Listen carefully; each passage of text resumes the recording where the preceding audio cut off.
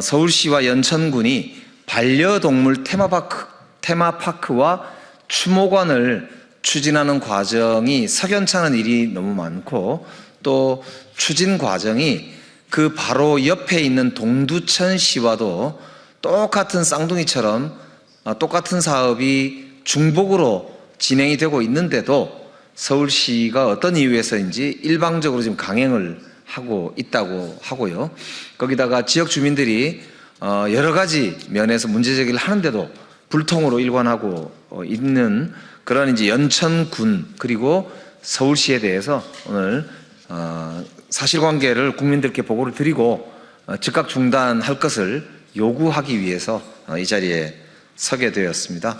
오늘 오세훈 시장이 추진하고 있는 서울 반려동물 테마파크 추모관 조성 사업과 관련해서 해당 부지가 홍수조절지라고 하는 그런 문제가 있는데도 불구하고 서울시가 지금 강행을 하고 있고요. 또 아까 말씀드린 대로 바로 이웃 국회의원 선거구가 같습니다. 동두천과 연천이 쌍둥이 사업을 똑같이 진행을 하고 있다는 점에서 중복 투자임이 분명한데도 지금 주민들의 반발에도 불구하고 일방 강행을 하고 있는 상황에 대해서 묻고 싶고, 이게 총 사업액이 무려 500억을 넘고 있다고 합니다. 그렇기 때문에 이 작은 액수도 아니고요. 그렇기 때문에 이 문제는 반드시 우리 이 명명백백하게 진실을 밝히고 즉각 중단해야 될 것으로 그렇게 판단이 됩니다. 대동강물도 팔아먹었다는 봉이 김선달도 울고 갈 일이 현재 21세기에 서울시장과 연천 군수 간의 기이한 거래가 진행되고 있습니다. 이에 연천 군민들을 대신하여 저희들의 입장을 발표하고자 합니다. 먼저 우리 연천군을 위해 기자회견 자리를 마련해 주신 김영배 의원님께 감사드립니다. 김영배 의원님께서는 과거 성북구청장 시절 시민사회와의 협치를 통해 갈등을 조정하고 갈등과 조정하는 과정을 매우 중요하게 여기고 실천하셨던 분입니다.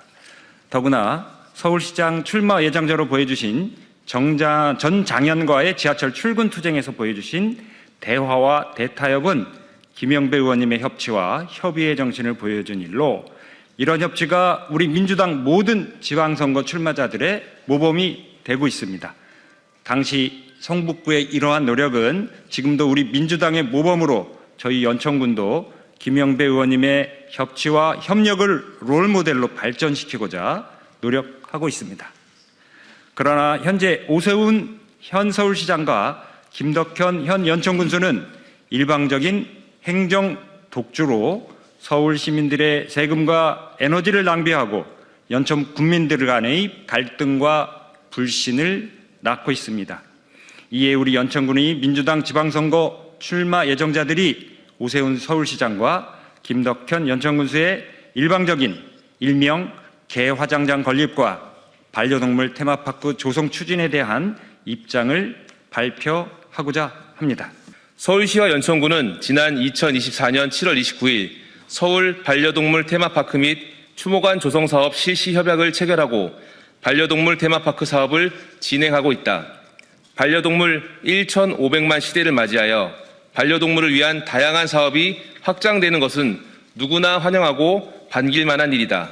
그러나 현재 서울시와 연천군 간에 진행되고 있는 서울 반려동물 테마파크 및 추모관 조성 사업은 아래 몇 가지 면에서 매우 큰 문제가 나타나고 있다. 첫째, 서울시와 연천군 간의 수상한 땅 거래이다. 일반적인 테마파크라면 서울시가 연천군의 땅을 임대하여 운영하고 임대 기간이 끝나면 다시 땅을 되돌려주는 것이 일반적이다. 더구나 서울시가 테마파크 부지로 매입한 땅은 홍수조절지 부지로 매매하기에 부적절한 땅이다. 따라서 서울시는 테마파크 부지는 홍수조절지로 추모관은 수 킬로미터 떨어진 임야를 구입하여 테마파크보다는 추모관에 초점을 맞춰 서울시는 연간 수백만 마리의 로드킬 동물 화장터를 만들겠다는 의지의 표현이다. 또한 계약서에서는 서울시는 20억 원의 부지 매입과 건축비만 서울시가 부담하고 이 비용에 수배의 비용이 들어가는 마을 발전 기금과 기간 시설비를 연천군이 부담하도록 진행되고 있다. 둘째, 연천군에 건립되는 테마파크는 동두천에 건립되는 똑같은 반려동물 테마파크와 중복되어 이중의 예산 낭비 사업이다. 동두천과 연천은 김성원 국회의원의 동일 지역구로 구성되어 있다.